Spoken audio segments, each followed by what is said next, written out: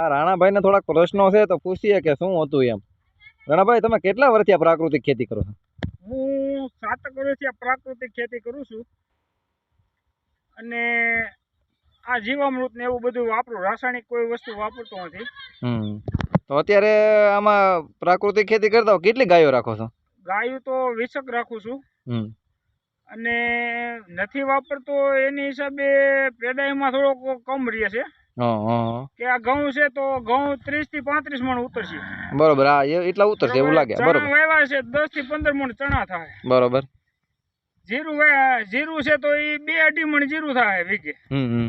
અને ધાણા છે તો એ 8 થી 10 મણ ધાણા થાય વીઘે. બરોબર. એટલે આમાં પ્રાકૃતિક ખેતી વાળાને થોડુંક સરકારને ધ્યાન દેવું જોઈએ એવું કે ભાઈ એને થોડીક સીધી ખાતામાં સહાય દેવી જોઈએ. એટલે શું એમાં કેવી રીતે એ કઈ સમજાણું નહીં અમને. ઈ આ રાસાયણિક ખાતરમાં બધા ખેતી કરે છે. હા, એને રાસાયણિક થેલી લેવા જાય તો એને સબસિડીઓ દે છે. બરોબર. ઓમ સરકાર એવું કહે છે કે ભાઈ અમારે પ્રાકૃતિક કરો એમ. તો પ્રાકૃતિક તો કરવાનું કઈ ને, સબસિડી તો રાસાયણિક વાળાને, પ્રોત્સાહન તો રાસાયણિક વાળાને આપે છે. તો આમાં આપણને પર એકરે 10,000 રૂપિયા આપે ને તો બીજા ખેડૂત અમારી વાંહે કરે, સમજ્યા કે નહીં? બરોબર. એટલે અત્યારે આ ખેડૂતો કરતા નથી પણ આવું સહાય આપે તો કરે એવું તમારું કહેવાનું? સહાય આપે તો કરે ને. અત્યારે એક તો જો આપણે ઉત્પાદન ઓછું આવે, બરોબર છે.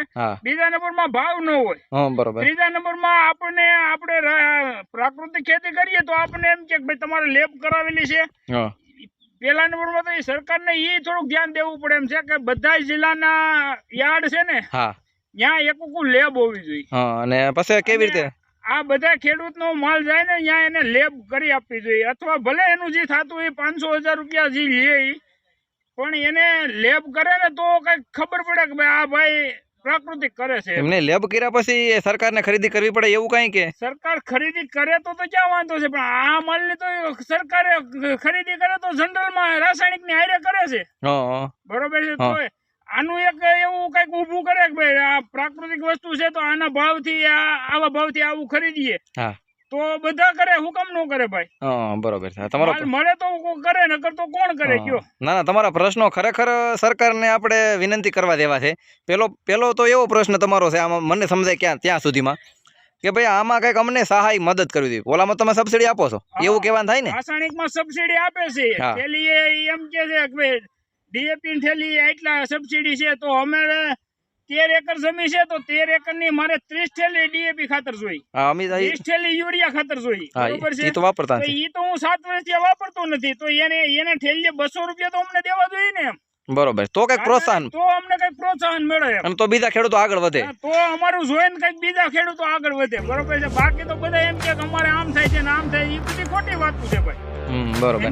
અને આ લેબ વાળું તો હું સરકાર ખરીદી કરે એવું એમ? આ સરકાર નહીં પણ આપણે ગ્રાહક હોય કોક, બરોબર છે, સરકાર ખરીદી કરે તો સારું છે, પણ સરકાર નો કરે ને આપણે વેચવું હોય તો આપણે લેબ કરાવે. હાલો મેં સિંગ વાવી તો એનું તેલ નીકળ્યું તો મારે લેબ કરાવવા જઈ તો એના 6,000 રૂપિયા, તો હું કેમ કઈ રીતનો? અત્યારે 9-10 હજાર રૂપિયા યુનિવર્સિટીમાં છે જુનાગઢ. બરોબર છે. તો હું કઈ રીતનો લેબ કરાવી શકું? તો એવું તો સરકારને થોડુંક ધ્યાનમાં લેવું જોઈએ કે. આપણે વિનંતી કરીએ કે આ વિડીયો આગળ વધે અને બધા લોકોને માહિતગાર થાય. ખાસ કરીને સરકારને વિનંતી છે અને આપણા રાજ્યપાલ અને મુખ્યમંત્રી અને વડાપ્રધાન નરેન્દ્ર મોદી સુધી આ પહોંચે વિડીયો, અને આનો જલ્દીમાં જલ્દી આ રાણાભાઈના પ્રશ્નો નિકાલ થાય એવી આપણે પ્રાર્થના કરશું.